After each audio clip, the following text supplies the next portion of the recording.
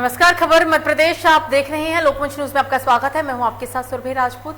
Bulletin की शुरुआत करेंगे और सबसे पहले बात करेंगे मध्य प्रदेश के बालाघाट की। जिले के लांची नगर मुख्यालय से लगभग 10 किलोमीटर दूर स्थित ग्राम शाड्रा में कृष्णा ट्रेवल्स की बस स्टैंड किनारे खड़ी भीड़ को रौंदा दिया गया, जिसमें 3 लोग घायल हो गए। हादसे में घायल लोगों को अस्पताल के अंदर भर्ती कराया गया है। साथ ही हादसे में एक युवक की भी मौत हो चुकी है। जानकारी के अनुसार ग्रामीणों ने बस पर भी पत्थर बरसाए हैं। सूचना पर पहुंची पुलिस मामले की छानबीन में जुट गई है।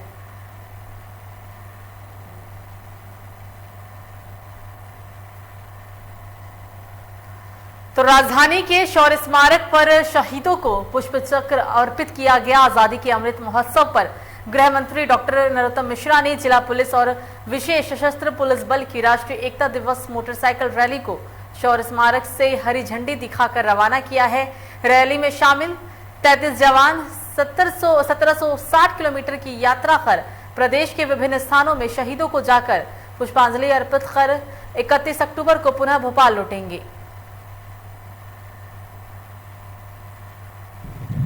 अभी प्रोग्राम आया नहीं है उनका, पर मध्य प्रदेश पलक पावड़े बिछाकर उनकी सदैव प्रतीक्षा करता है और अगवानी और स्वागत के लिए पूरा मध्य प्रदेश।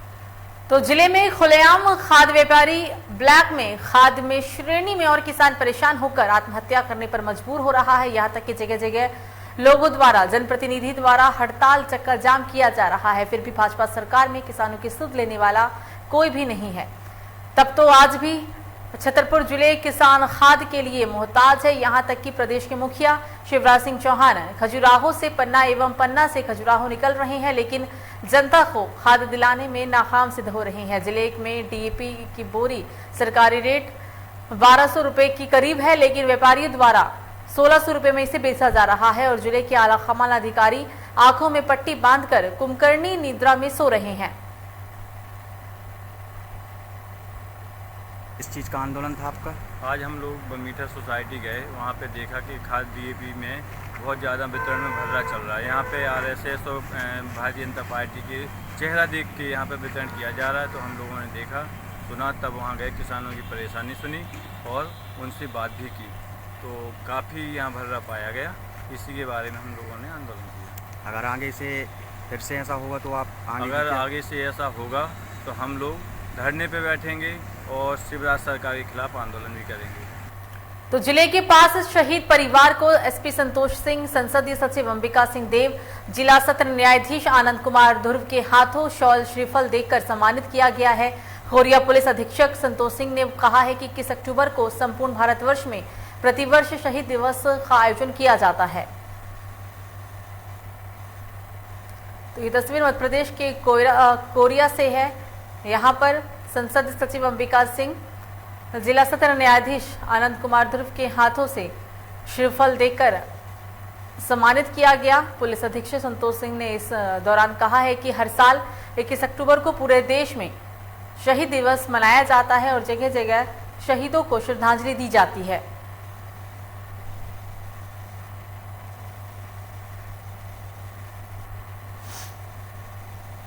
खबरों में आगे बढ़ेंगे, बात करेंगे अब दमोह की, जहां राहुल रेकवार की अबोध बालिका हर्षिता रेकवार के साथ उस समय गंदी हरकत करने का प्रयास किया गया जब बाय मोरगंज गला मंडी राम मंदिर के पास दुकान पर वो खुद से खाने की वस्तु लेने के लिए गई थी। राजू जैन द्वारा बच्ची को कुरकुरे देने के बहाने उसने अपने पास बुलाया और उसके साथ गलत नियत से छेड़छाड़ करने की कोशिश की। बच्चे के गालों को वो चूमने भी लगा। तब बच्ची के चिल्लाने पर वहां पर काफी लोग इकट्ठा हो गए। बच्ची को रोता देखा।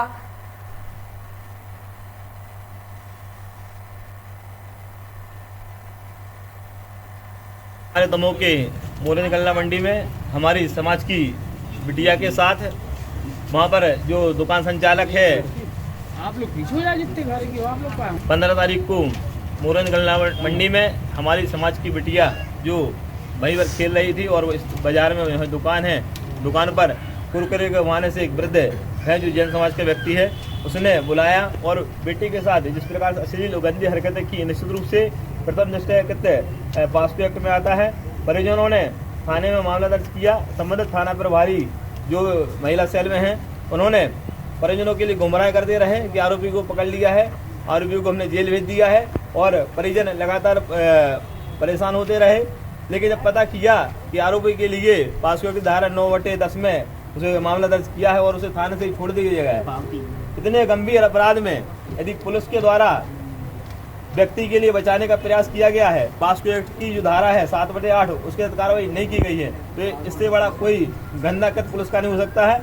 मैंने आज पुलिस अधीक्षक दमोह को ज्ञापन सौंपा है और ज्ञापन सौंप कर पुलिस अधीक्षक मांग की है कि जो राजू जैन है और इसने गंदी हरकत की है उसके खिलाफ पास्को एक्ट की धारा 7/8 के तहत अपराध कायम होना चाहिए। संबंधित थाना प्रभारी जिन्होंने इस मामले में हीरा हवाली बरती है उनके खिलाफ जैसे रीवा में कार्रवाई हुई है, ठीक उसी प्रकार पुलिस अधिकारी के लिए हटाया जाए। और हमारी मांग है यदि इस प्रकार से काम नहीं, आज हम लोग शांतिपूर्वक और हम लोग सोशल डिस्टेंस को कोरोना के नियम पूरा पालन करते हुए हम लोग 25 से 30 लोग ज्ञापन देने आए हैं। हम नहीं चाहते कि शहर के लिए हम लोग को बड़ा तामझाम जुलूस निकालें। लगातार दमोह में रैकवार समाज के साथ जो अत्याचार हो रहे हैं, अभी भी मेरे उपाध्याय ने शोभानगर में रैकवार समाज की लड़की के साथ बलात्कार किया, आखिर पुलिस ने प्रेस नोट जारी नहीं किया कि रैकवार फलाने के साथ बलात्कार हुआ, भीम उपाध्याय के लिए गिरफ्तार नहीं की गई। दमोह के तो इस बीच डिंडोरी से एक बड़ी खबर, एक बार फिर तेज रफ्तार का कहर देखने को मिला। तेज रफ्तार बाइक और हार्वेस्टर की आमने सामने से भिड़ंत, घायलों को 108 वाहन से गाड़ासराय प्राथमिक स्वास्थ्य केंद्र भर्ती कराया गया। इलाज के दौरान बाइक सवार युवक की मौत हो गई है। पूरा मामला गाड़ासराय थाना क्षेत्र के सागर टोला मोड़ पर हुआ है।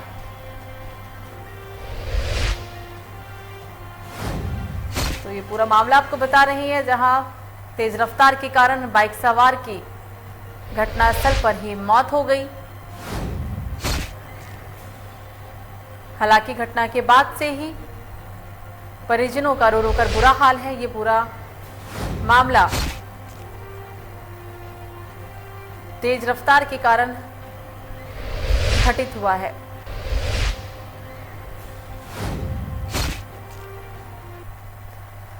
तो खबरों में आगे बढ़ेंगे और अब बात करेंगे एक और अहम खबर की, जहां पूरे देश में पुलिस और सेना के जवानों के प्रति सम्मान प्रकट करने के लिए शहीद स्मृति दिवस मनाया जा रहा है। जबलपुर में भी सेनानी 6वीं प्रशिक्षण वाहिनी विस्पुल द्वारा शहीद स्मृति दिवस का आयोजन किया गया। इस दौरान शहीदों को श्रद्धांजलि अर्पित की गई, जिन्होंने कर्तव्यनिष्ठ रहते हुए अपने प्राणों की आहुति दी।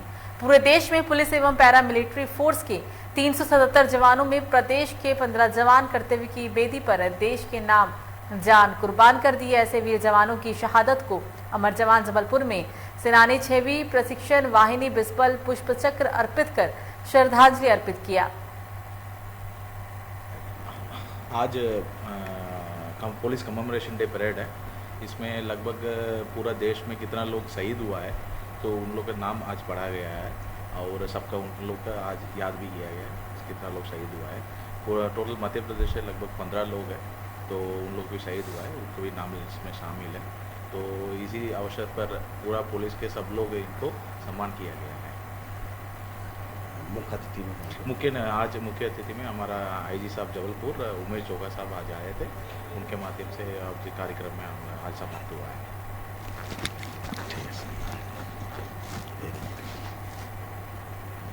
आज पुलिस स्मृति दिवस में ये हर साल मनाया जाता है। जितने भी पुलिस जवान जो शहीद हुए हैं पिछला एक साल, इस साल कुल मिला के 377 लोगों का नाम हासिल किया गया था। तो उनकी याद में किया जाता है जो 21 अक्टूबर 1979 में अपने प्राण त्याग किए थे। 10 जवान थे CRPF के जो चीनी सीमा का सुरक्षा करते हुए अपना शहीद हुए थे। उनकी स्मृति में हर साल ये वाला कार्यक्रम किया जाता है। आज भी तो जबलपुर के गौर चौकी बरेला थाना में एक शव मिलने से इलाके में सनसनी फैल गई। खरेनी घाट के बीचों बीच शव तैरता हुआ होने की खबर इलाके में आग की तरह फैल गई और वहां लोगों का हुजूम भी उमड़ पड़ा। खबर मिलते ही पुलिस मौके पर पहुंची और तफ्तीश में जुट गई है। मृतक की पहचान हालांकि कर ली गई है। मृतक का नाम प्रेमलाल कोरी बताया जा रहा है। गौर चौकी पुलिस ने जानकारी देते हुए कहा है कि नर्मदा के दर्शन करने आए प्रेमलाल कोरी का पैर फिसलने के कारण नदी में डूबने से मौत हो गई है, जिसपे गौरी चौक पुलिस ने पंचनामा की कार्रवाई करते हुए शव को पोस्टमार्टम के लिए भेज दिया। 3 बजे करीब पुलिस चौकी गौर में सूचना मिली कि एक अज्ञात व्यक्ति खरैनी घाट नर्मदा नदी में मृत अवस्था में तैरती हुई तैर रहा है, जिसकी सूचना पर हमारा स्टाफ के यहाँ मौके पर आकर तस्दीक की है। जो नर्मदा नदी के अंदर एक व्यक्ति तैरता हुआ, उसका शव तैरता हुआ मिला। उसको पब्लिक के माध्यम से निकलवाया गया बाहर और उसकी तस्दीक करा गई किसका है, पहचान पंचनामा कार्रवाई की गई। जो इसका प्रेमलाल कोरी नाम का व्यक्ति पाया गया। उनके घर परिजनों को सूचना दी गई, उनके परिजन आए, पहचान किए कि ये प्रेमलाल कोरी ही है। ये सुबह 10-11 बजे करीब दर्शन के लिए आए थे, नर्मदा दर्शन के लिए। तो इनका दर्शन करते समय सीढ़ी से पाँव फिसल गया, जिससे जो है नर्मदा नदी के अंदर पानी में गिर गया। इसको तैरना नहीं आता रहा और नदी में डूबकर ख़त्म हो गया। कहाँ का रहने वाला है? प्रेमलाल कोरी नाम है। तो कोविड-19 की रोकथाम के लिए भारत सरकार द्वारा कोविड टीकाकरण महाअभियान संचालित किया जा रहा है, जिसमें 18 वर्ष से अधिक आयु के हितग्राहियों का कोविड टीकाकरण सुनिश्चित किया गया। गौरतलब हो कि भारत द्वारा 100 करोड़ नागरिकों का टीकाकरण सुनिश्चित किए जाने के अवसर पर जबलपुर के सभी कोविड केंद्रों में सजावट कर इस उपलब्धि को धूमधाम से मनाया गया। देश की इस उपलब्धि में मध्य प्रदेश में कुल 6.44 करोड़ हितग्राहियों का एवं जबलपुर में 28 लाख हितग्राहियों के टीकाकरण का योगदान रहा है। सेठ गोविंददास जिला चिकित्सालय जबलपुर में भी एक कार्यक्रम का आयोजन किया गया था।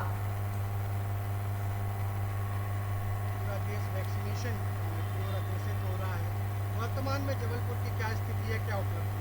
देखिए, पूरे देश में जैसा सभी जानते हैं कि 100 करोड़ से अधिक अब वैक्सीन लग चुके हैं लोगों को।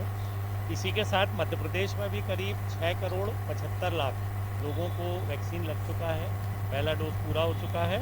और जबलपुर में भी 28 लाख लोगों को वैक्सीनेशन हो चुका है। पहला डोज का करीब 90% से अधिक हम लोग पूरा कर चुके हैं। अब हम लोग का पूरा ध्यान दूसरी डोज के लिए शुरू हो रहा है, क्योंकि दूसरी डोज लगने के बाद वैक्सीनेशन कंप्लीट मान लिया जाएगा। वैसे तो पहली डोज के बाद ही काफ़ी लोग सुरक्षित हो गए थे, लेकिन ये 50% सुरक्षा मिली है लोगों को। और इसलिए आपने देखा कि वैक्सीन के प्रभाव से कोविड कितने नियंत्रण में आ गया। इसलिए हम लोग अब दूसरी डोज पर ज़्यादा ध्यान देंगे, जिससे वैक्सीनेशन पूरा हो सके और हम देश से कोविड को पूरी तरह से समाप्त कर सकें। चाइल्ड वैक्सीनेशन को लेकर के भी लंबे समय से कवायद चलाई जा रही थी, बच्चों को वैक्सीनेशन करनी है। तो मध्य प्रदेश और जबलपुर में इसकी क्या तैयारियाँ हैं? देखिए, जैसे ही निर्देश प्राप्त होंगे तैयारी पूरी कर ली गई है। एक वैक्सीनेशन सेंटर जैसा मॉडल वैक्सीनेशन सेंटर बच्चों के लिए मनमोहन नगर हॉस्पिटल में तैयार कर लिया गया है। 2 साल से लेकर 18 साल तक के जो बच्चे हैं उनको वैक्सीनेशन अब प्रारंभ किया जाएगा, बहुत जल्दी शुरू हो जाएगा। वैक्सीन पर्याप्त मात्रा में जैसे ही उपलब्ध होंगे तुरंत ही वैक्सीनेशन। मैं सभी से अनुरोध करना चाहूँगा कि सेकेंड डोज, जिनको पहली डोज नहीं लगी है वो जल्दी से जल्दी पहली डोज लगवा लें, और जिनको पहली डोज लग गई है वो अपने समय पर वो वैक्सीन 28 दिन के बाद और कोविशील्ड 84 से 120 दिन के बीच अपनी दूसरी डोज स्वयं पहुँचकर लगवाएं, जिससे वो कोविड से सुरक्षित हो।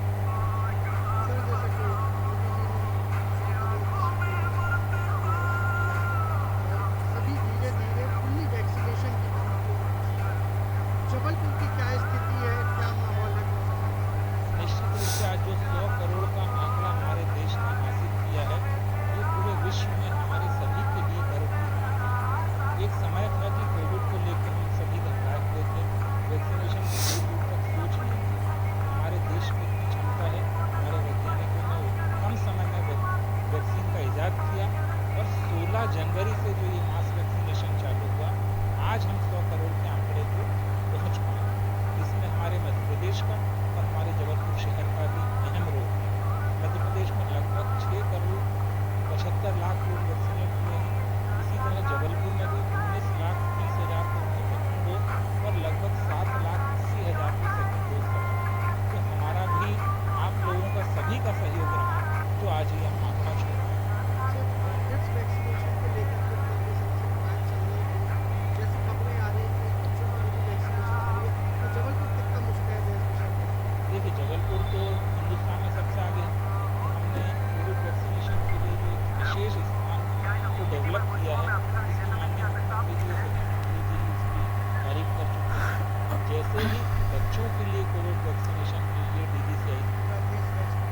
तो हरे का सहारा बाबा खाटू श्याम की भजन संध्या का आयोजन शरद पूर्णिमा पर झाबुआ जिले के मेघनगर में धूमधाम से आयोजित किया गया, जहां श्याम प्रेमियों एवं श्रद्धालुओं द्वारा प्रतिवर्षानुसार इस साल भी खाटू श्याम जी की पूजन संध्या दशहरा मैदान में आयोजित की गई। आपको बता दें कि खाटू श्याम का 5 शीश का अलौकिक श्रृंगार किया गया, जो आकर्षण का केंद्र भी बना रहा, जिसे देखकर मेघनगर एवं खाटू वास्तविक रूप में कोई भी अंतर नजर नहीं आ रहा था।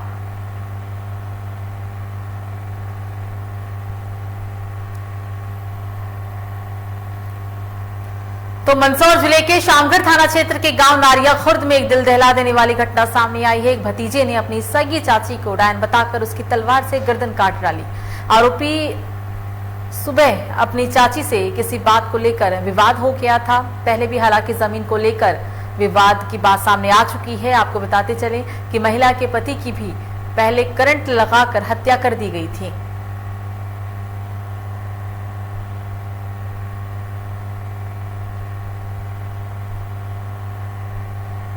उनको घर के बालाराम के घर के सामने डाला उसको, तो उसको पकड़ा इन तीनों चारों ने मिलके, इनके परिवार का ने सारे सभी ने मिलके ने पकड़ के ने जैसे ही वो लड़के ने तो उसकी गर्दन काटी, तो इस लड़के ये लड़का गया दौड़ के पीछे से, जैसे ही ऊपर पड़ गया उसने कहा क्या कर रहे हो, मार क्यों रहे हो, ऐसा कर रहे हो, तो इसको भी पकड़ लिया उन्होंने। जैसे ही फिर वहाँ पर मौके पर गए तो ये जैसे जैसे करके ना वहाँ से भाग गया, पकड़ हाथ छुड़ा के नहीं, तो ये गाँव में घुसा। गाँव में जैसे मुझे सूचना मिली कि उधर से ये ऐसा हुआ, मैं दौड़ के ना ये बबलू और जसमिन और हम दोनों गए लट लेके दौड़े उधर से। मैंने बापू को फोन लगाया आने में, मैंने बोला मैंने ऐसे ऐसे होगा, बापू ने कहा उसको पकड़ो। मैंने तुरंत दौड़ कर गया तो बालाराम उसको घसीटते हुए ले जा रहा था, तो घसीटते हुए मुझे देख के ना उसको गाड़ी में छोड़ के ना वैसा वैसा भग गया। बालाराम के साथ और कौन कौन थे? बालाराम और उसकी घरवाली और उसकी लड़की छोटी। घसीटते हुए आपने देखा? मैंने देखा मेरी आंखों से। आपका नाम क्या है? हुकम सिंह। हुकम सिंह। आपका नाम क्या? आप क्या लगता है मृतिका के जो मेरी मम्मी थी, आपकी माँ थी, तो उसको बचाने का प्रयास किसी ने नहीं किया? किसी ने नहीं किया। मैं गया जो मेरे पे इसको पकड़ लिया। हाँ, मेरे को पकड़ लिया। इसको पकड़ लिया, उसकी मम्मी ने दोनों हाथ पकड़ लिए ऐसे पीछे। किसकी मम्मी ने? बालाराम की वाइफ ने। बालाराम की वाइफ ने। और बालाराम ने। सबसे ज्यादा हमला किसने किया? क्या विष्णु ने किया। विष्णु ने किया। विष्णु क्या लगता था आपकी मम्मी के? वो क्या कारण है हमले का? क्या कारण बता सकते हो? जमीनी विवाद। जमीन विवाद था? कोई भाव आने के या कोई माता जी डाकन का ऐसा भी कुछ है? कारण तो होता है भाव आने का कारण ऐसा कुछ तो नहीं है कि कोई ऐसा कुछ भी नहीं था। वो मनगढ़ंत बना के उन्होंने वो पब्लिक में शो करने के लिए कि गाँव वालों को ऐसा लगेगा हाँ वास्तविक में गाँव को नुकसान पहुंचाने वाली औरत थी, ऐसा लगने के कारण इन्होंने ऐसा काम किया। और ये काफी समय से चली आ रही इनकी। इसका बाप मरा है जब छोटा था, बहुत छोटा था, ये साल भर का था, उस समय से भी यही स्थिति चली आ रही है इनकी। और वो उनका उसका पालन पोषण उसके हिसाब से डाड़ की मजदूरी करके वो शासन चला रही थी। पहले भी झगड़ा हुआ इसमें आपको परिवार में? और सर हम टाइम पे पहुंचे, सभी गांव वाले हो ना इसको भी मारने वाले थे।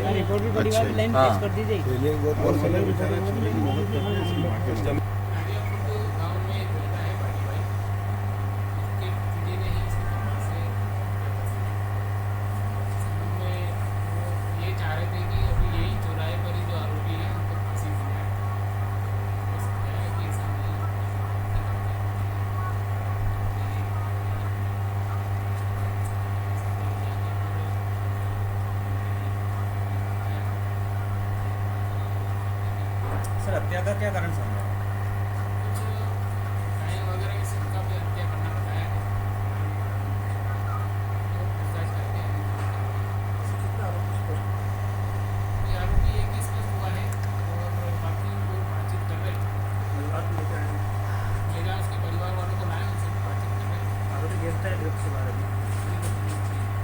क्या नाम है सर आरोपी का?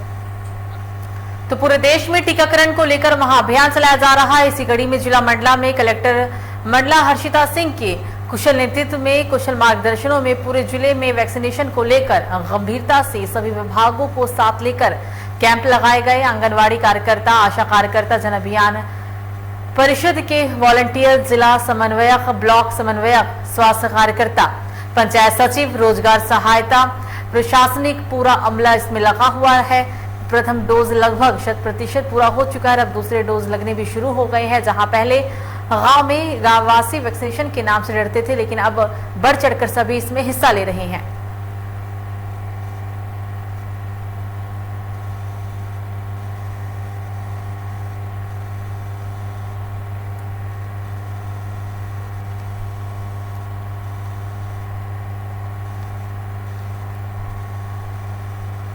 तो भालू का प्रिय भोजन है जिसे पेड़ पर चढ़कर उसने शहद खाकर अपनी भूख मिटाई।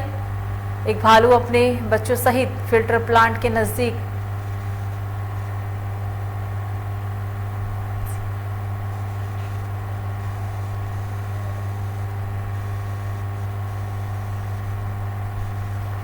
अगली खबर नैनपुर से। नैनपुर नगर में लगातार जंगली जानवरों का आना लोगों को सकते में डाले हुए है। आज फिर नैनपुर नगर से लगे हुए ग्रामीण क्षेत्र वार्ड नंबर 7 पर झटका में स्थित फिल्टर प्लांट में शहद की सुगंध ने भालू को अपनी ओर खींच लिया। शहद भालू का लोकप्रिय भोजन भी कहा जाता है जिसे पेड़ पर चढ़कर उसने शहद खाकर अपनी भूख भी मिटाई। एक भालू अपने बच्चों सहित फिल्टर प्लांट के नजदीक पहुंचकर झाड़ पर चढ़ गया था। लोगों में हालांकि भय भी व्याप्त था। आपको बता दें कि कुछ दिन पहले ही एक भालू और उसका बच्चा नैनपुर में स्थित वाटर प्लांट में घुस गए थे।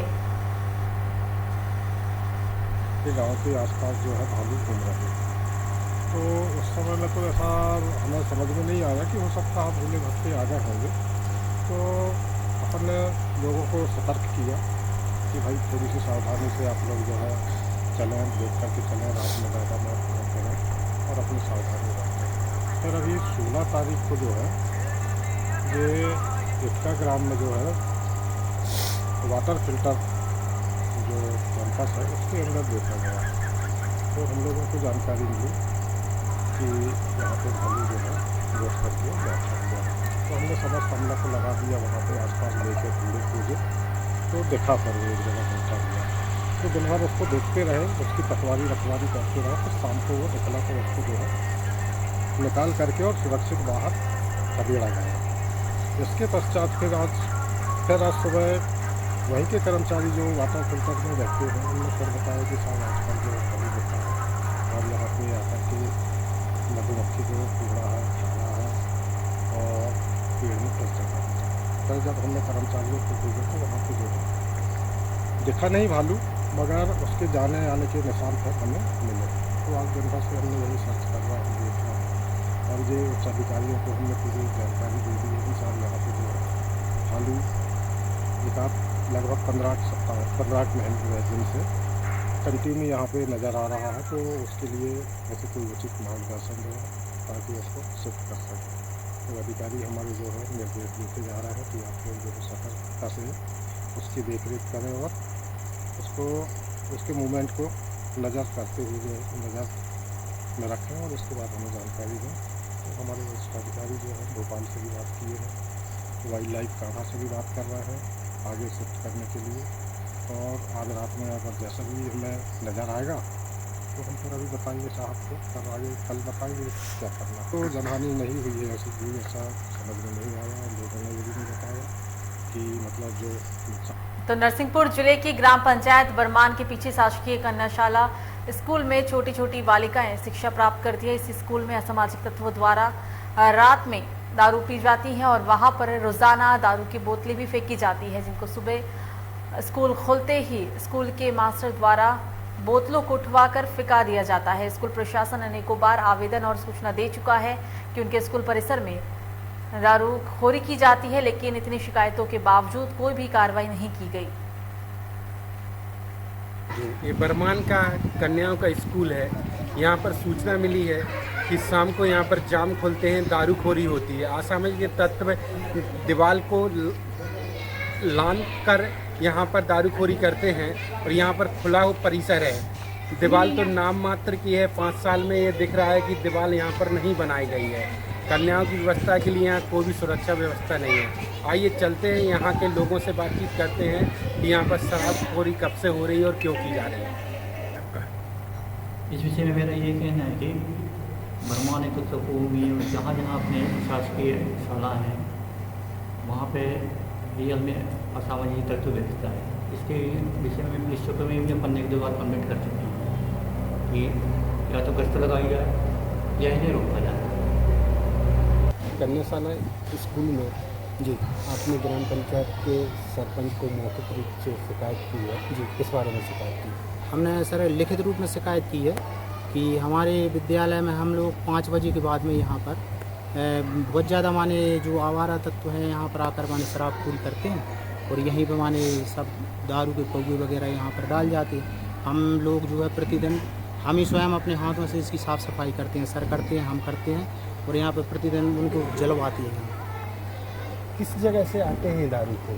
अब ये हम नहीं कह सकते सर कि माने ये कहाँ से आते हैं, लेकिन हम लोगों की 5 बजे छुट्टी होने के बाद में ये कार्यक्रम हर दिन चलता है। यहाँ पर कन्याओं का स्कूल है ये सर, हम लोग पूरा परिसर खुला होने के कारण हम बहुत परेशान हैं।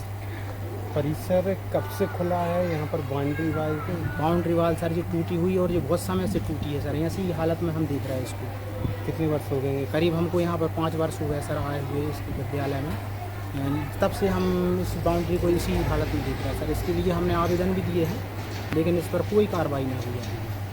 अच्छा, अभी हम लोगों ने देखा कि यहाँ पर गंदगी बहुत है, कीचड़ वगैरह है, बच्चे पढ़ते हैं, मच्छर आते हैं, डेंगू जैसी बीमारी हो रही है, तो यहाँ पर साफ़ सफाई नहीं होती है? नहीं सर, साफ़ सफाई हम ही लोग करते हैं ये विद्यालय परिसर की।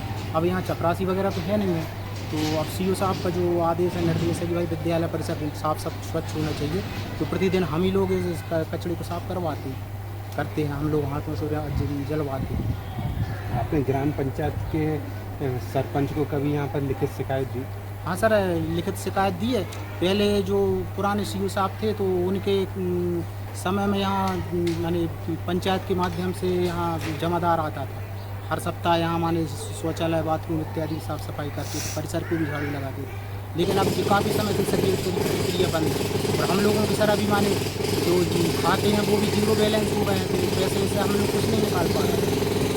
असामाजिक तत्व यहाँ दारू चोरी करते हैं, तो उसकी शिकायत अभी ग्राम पंचायत को की? ग्राम पंचायत अब सर उनका तो यही कहना है कि भाई अब हम करेंगे कार्रवाई, लेकिन कुछ भी कार्रवाई नहीं। पुलिस थाने में खुला हुआ परिसर है, इसकी शिकायत आपको की यहाँ पर बाउंड्री वाल की आवश्यकता है, खुला नहीं होना चाहिए बच्चों का स्कूल। इसकी भी सर हमने शिकायत की थी, लिखित में शिकायत की थी अपने माने जनपद सदस्य राजीव। तो निवाड़ी के पृथ्वीपुर थाना के लटबारी ग्राम में हुए दोहरे हत्याकांड का पुलिस ने महज 12 घंटे के अंदर खुलासा कर आरोपी को गिरफ्तार कर लिया। आपको बता दें कि शराब को लेकर हत्या की गई थी। दोनों व्यक्तियों की हत्या आरोपी गिरफ्तार हो गया है।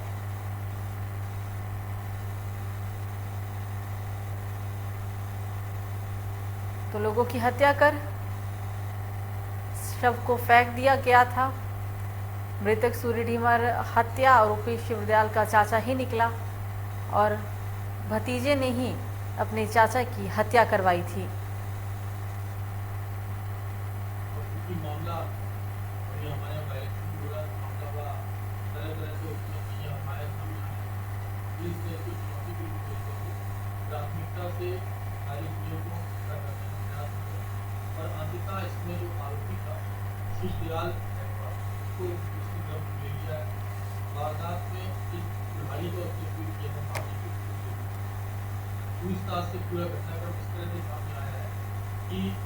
तो मध्य प्रदेश के उपचुनावों में भारतीय जनता पार्टी सरकार द्वारा उपचुनावों में प्रशासन एवं सरकारी मशीनरी का बड़े पैमाने पर दुरुपयोग किया जा रहा है। कांग्रेस के कार्यकर्ताओं पर झूठे मुकदमे, झूठे मामले भी लगाए जा रहे हैं, जबकि अधिकारी कर्मचारियों को भाजपा उम्मीदवारों के पक्ष में काम करने के लिए दबाव भी डाला जा रहा है।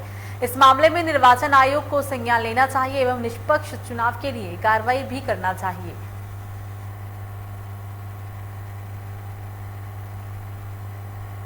तो मध्य प्रदेश की राजनीति में ओबीसी आरक्षण को लेकर घमासान मचा हुआ है। अन्य पिछड़ा वर्ग को लेकर कांग्रेस के आरोपों पर नगरीय विकास और आवास मंत्री भूपेंद्र सिंह ने हमला भी किया। कांग्रेस उनका कहना है कि कांग्रेस ने तो कभी भी किसी ओबीसी नेता को मुख्यमंत्री तक नहीं बनाया, जबकि भाजपा की केंद्र सरकार में ओबीसी प्रधानमंत्री और मध्य प्रदेश में भी ओबीसी मुख्यमंत्री है। केंद्र और मध्य प्रदेश की सरकार में कई मंत्री ओबीसी वर्ग के ही हैं। कांग्रेस ने देश में करीब 60 साल वाले शासन में अभी तक ओबीसी के कल्याण और उसे आरक्षण दिलाने के लिए कोई भी काम नहीं किया है। कांग्रेस में तो कभी ओबीसी का मुख्यमंत्री नहीं बना। हमारे तो देश में प्रधानमंत्री ओबीसी के, मध्य प्रदेश के मुख्यमंत्री ओबीसी के, मंत्रिमंडल में कई सदस्य ओबीसी के और देश में मंत्रिमंडल में अनेक सदस्य ओबीसी के। तो इस तरह से कांग्रेस ने तो कभी ओबीसी को पूछा ही नहीं और ओबीसी के कल्याण के लिए, ओबीसी को तो आरक्षण के लिए कांग्रेस ने 50-60 साल देश में राज करने के बाद कभी काम नहीं किया। आज भारतीय जनता पार्टी ओबीसी के लिए, हमारे भारत सरकार ने ओबीसी तय करने के लिए राज्यों को अधिकार दिए, संविधान संशोधन करके हमारे मध्य प्रदेश में ओबीसी को 27% आरक्षण मिले। इसको लेकर सरकार पूरी। एमपी के सिवनी में बालाघाट मार्ग पर एक बार फिर से टोल प्लाजा चालू हो गया है, जिसे बंद कराने के लिए कांग्रेस के बरघाट विधायक ने 13 अगस्त से 15 अगस्त तक धरना में बैठकर आंदोलन भी किया था। उसके बाद सेलवा टोल बंद कर दिया गया था, लेकिन आज फिर से इस टोल को चालू कर दिया गया। विधायक का कहना है कि जर्जर रोड का कैसा टैक्स और सिवनी की जनता महंगाई की मार झेल रही है।